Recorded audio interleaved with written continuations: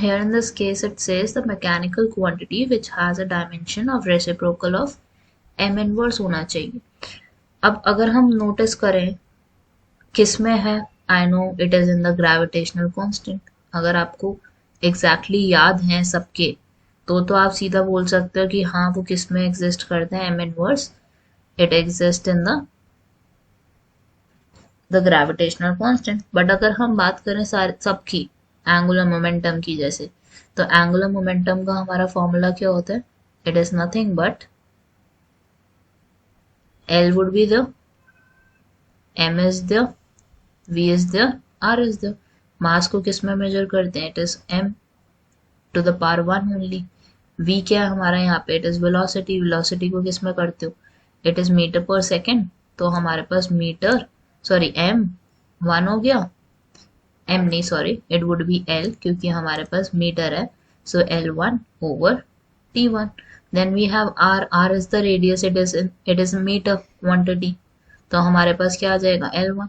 So I can clearly understand कि ये तो हमारा क्या बन जाएगा, m l की पावर 2 t की पावर -1.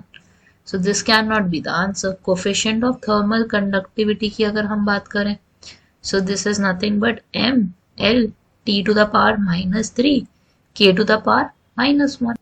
अगर आपको इसको भी डिराइव करना सीखना तो it is nothing but heat होता है उसमें, length is there and then divided by area is there, then we have is temperature, then we have is time.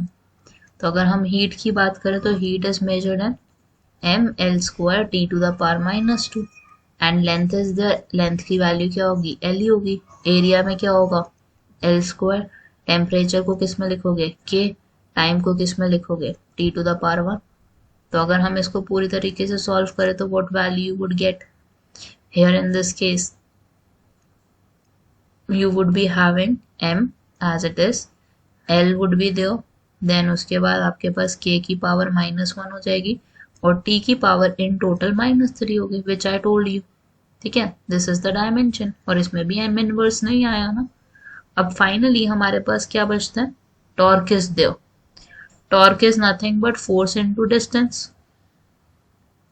तो अगर आपने टॉर्क के लिए निकालना तो you can find it very easily.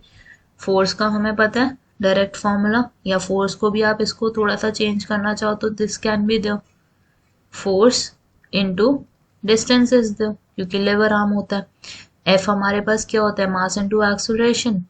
So mass into acceleration के लिए आप क्या लिखोगे, इट इज मास के लिए m की पावर 1 हो गया, एक्सेलरेशन के लिए यू वुड हैव इज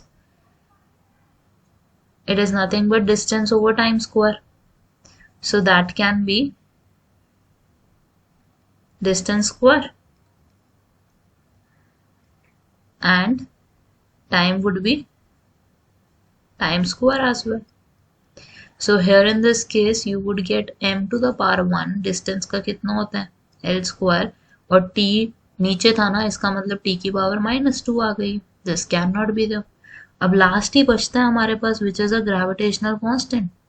और ग्रेविटेशनल कांस्टेंट की हमारे पास पावर क्या होती है, it is m to the power -1, l to the power 3, t to the power -2. So it has the inverse 1. Reciprocal है ना इसमें. और कैसे निकालना है ये वाला हमें, as we know F is equal to G, mass into mass and d square is there. तो G की क्या वैल्यू बनती है यहाँ से, G would be equivalent to F into d square divided by m into m. So overall after solving this you would get this unit.